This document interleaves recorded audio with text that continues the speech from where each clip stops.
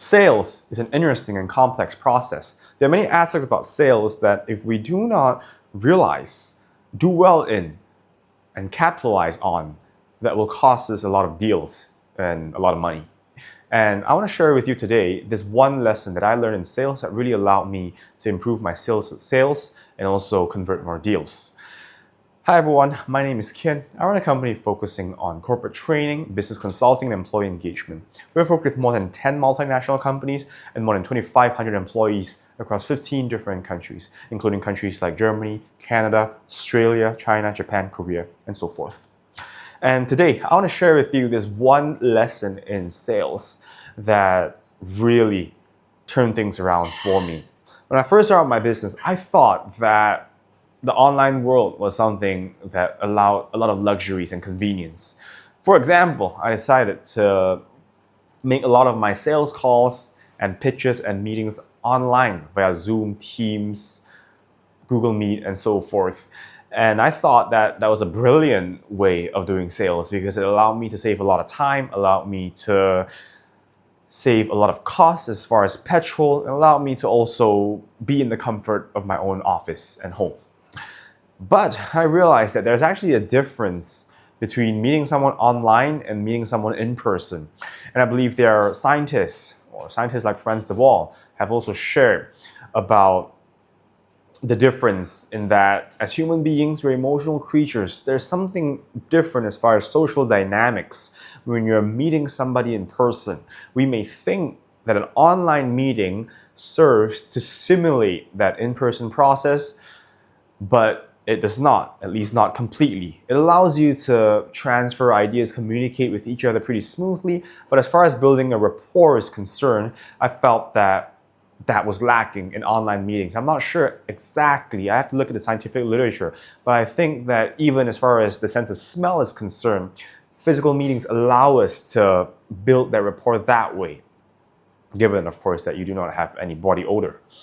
But anyhow, jokes aside, by meeting clients in person, I was able to form a stronger impression.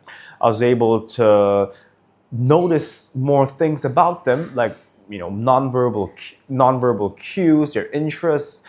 And I also find that just by being in the same space with someone physically, you're able to build a stronger relationship. They're more likely to share with you more about their own selves, whether it be their own personal lives or their company. And we may feel that you don't want to know anything about the personal lives of your client, but I think that that's not good because it is only through knowing about their personal lives that it will make it easier for you to then follow up with them, build, again, a strong rapport with them. And if you have a strong rapport with them, you leave a strong impression, you present yourself as someone who's warm, competent, and confident, generous, productive, they're more likely to have you in mind, which means that the moment an opportunity arises, they're more likely to then think of you and hand over that opportunity. It might not guarantee anything in the short term, but it may promise a lot of things in the long term.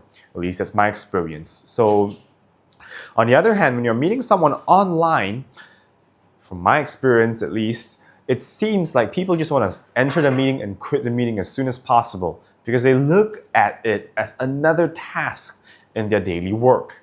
I'm not saying that meeting in person does not make the meeting feel like another task. But the moment you sit down with someone, you start chatting with someone, especially if the salesperson is skillful in doing so, in inducing liking and being warm, the person will also feel like, hey, yes, I'm in a sales meeting right now, in a work meeting right now, but I'm also taking a short break and chatting with this person and building maybe some friendships along the way.